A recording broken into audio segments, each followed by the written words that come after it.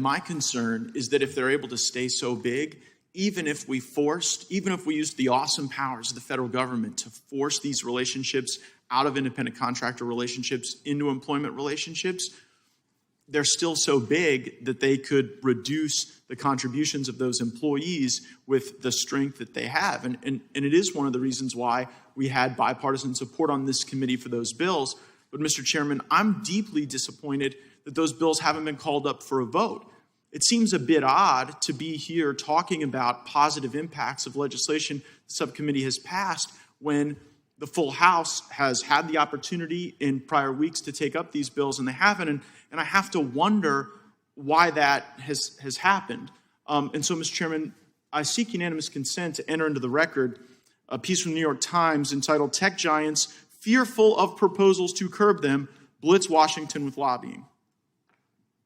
Without objection. And so that could be a reason, the power of lobbyists in this town to make things tougher for workers.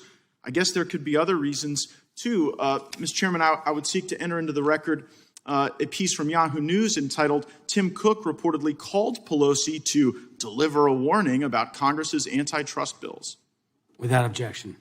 So maybe it's the lobbyists, maybe it's the power of these very powerful CEOs making personal calls, but it could even be something more sinister.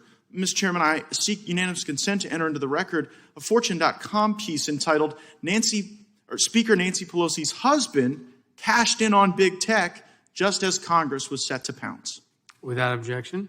And in that article, there's discussion of the spouse of the Speaker of the House making a $6 million call on stocks that netted $5.3 million while we're not moving these bills.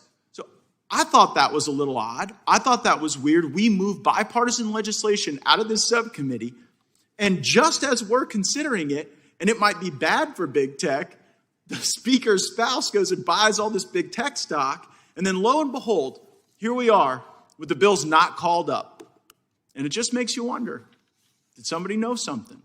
Was somebody acting on information? And it could have been the power of the lobbyists and all the money that they donate to members of Congress on both sides. It could have been people like Tim Cook calling, but here's what we know. These bills aren't coming to the floor.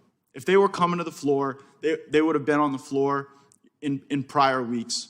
And so now we sit here with this great work likely extinguished in its tracks for one of these unfortunate reasons. And Mr. Chairman, I know we've got Chairman Nadler's MORE Act coming up soon. And one thing we learned in the marijuana movement is sometimes you got to lose votes on the floor. Sometimes you got to put up the votes, you got to lose, and then year after year, you make a little progress, you get further down the road. And even if these tech bills can't pass, I would encourage you to talk to the Speaker and put them up for a vote. And I know she said she won't put up votes that don't pass, but if it could at least give us a measuring tool to be able to come back and work to persuade our other members. I thank the chairman for his indulgence for going over time, and I yield back.